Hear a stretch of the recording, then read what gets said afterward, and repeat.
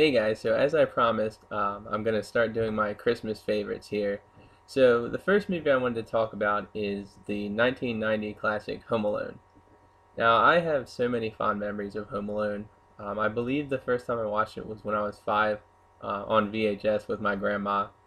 We used to watch it pretty much every year, and just she would laugh through the whole thing to the point of almost hyperventilating. It was so great, and it's always been one of my favorites. But over the past few years, it's probably become even more of a favorite. Maybe just because it's without her around anymore. It's just memories. It's maybe because I can analyze it more, and it's just so much better. But either way, it's a classic. And I am gonna say I will be nitpicking this a little bit just because there are so many unanswered questions in this movie, but it doesn't mean that it's bad at all. It doesn't take away from any of the fun. It's just kind of one of those things where you need to like think about it in a different perspective. So let's go ahead and get started here. So if you're unaware of what Home Alone is, which let's be honest, you really shouldn't be. It's about the McAllister family who are leaving, to go to Paris for Christmas, but Kevin accidentally gets left behind after the phone lines getting out and everybody waking up and rushing to get to the airport. As Kevin is around, he gets attacked by two burglars, Harry and Marv, and of course he's trying to protect himself, defend his house, and his mom's trying to get home for Christmas to get him. So basically, I mean, Home Alone just it's just a great movie. I mean, there's really nothing bad about it at all. It's got a great cast. Macaulay Culkin is just awesome. Before he, I don't know if he ever actually went crazy, but before he became what he is now, he was definitely one of those classic actors that everybody loved. Just like a charming face and everything, and just a really cool kid. And of course, we have Joe Pesci and Daniel Stern, who the latter's career never really took off after this. Sadly, he definitely had potential, but some of the other movies I've seen him in are not good. Set aside City Slickers, but Joe Pesci doing his typical self. We got Catherine O'Hara as the mom. John Hurt, who recently passed away, as the dad from Home Alone, who pretty much is only known as the dad from Home Alone. Then, of course, we've got, once again, John Candy as Gus Polinski, the Polka King of the Midwest, who helps Kevin's mom get home for Christmas. Now, the one thing I love about Home Alone is that it's just constantly funny. Not only is it a story about basically a kid growing up, but it's just a hilarious movie that has some deep moments in it. We've got the whole thing with Old Man Marley, Kevin being completely afraid of him with the rumors that he might be a murderer, and that the salt is just the remains of his victims that he spreads on the street, after Buzz telling him that story. And then he, grows to know him at the church. And then at the end of the movie, we get that very emotional scene of him reconnecting with his family based off of Kevin telling him that he just needs to talk to them.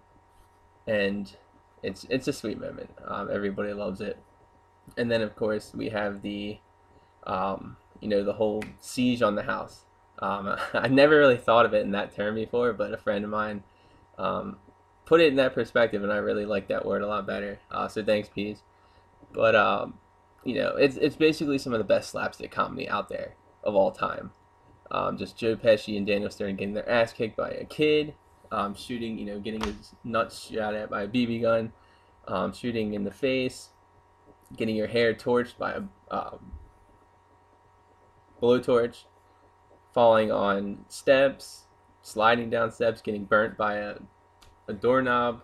I mean, you know the movie, you know what happens. And it's just constant hilarity. And that's the scene that really brings back memories of my grandmother just going nuts over it. We would all watch it as a family, and she would just be the one laughing the hardest. But there's two scenes in that, though, that I can't really watch anymore. I have to either cover my ears or cover my eyes. And both of them involve Marv, and that's basically him stepping on the nail, just because it's like the image of him going in and then falling down. Obviously, the falling down part's hilarious, but just the fact that you see his foot step on it and you can just kind of feel it in your own foot. And then, of course, the other scene involving his feet where he goes into the house and he just steps down on the glass. Every time I watch that, it just creeps me out. I can feel it in my feet as well. And the fact that he just like he doesn't just step in, he slams his feet down onto it and then just falls over, and it's just really really hard to watch, but all the more funny. And then of course the whole spider scene, one of the best movie screams of all time. And it's, John Candy's just great as well. That whole part with him trying to get the mother home and saying how he left his son in a funeral home before, that whole thing, a way to connect with them, and of course the mom's journey of trying to get home to her son, basically doing whatever it takes, calling the police, yelling and bitching at people, and event of course at the end they finally get home, mom first, then then the rest of the family who took the flight home. So basically, now I want to get into the, like, I guess the facts and just nitpick at this a little bit. So the first fact that I want to say is, if you notice at the very beginning of the movie, when Kevin knocks over the Buzz and they spill milk all over the table, they start throwing out things, and Kevin's ticket actually ends up in the trash.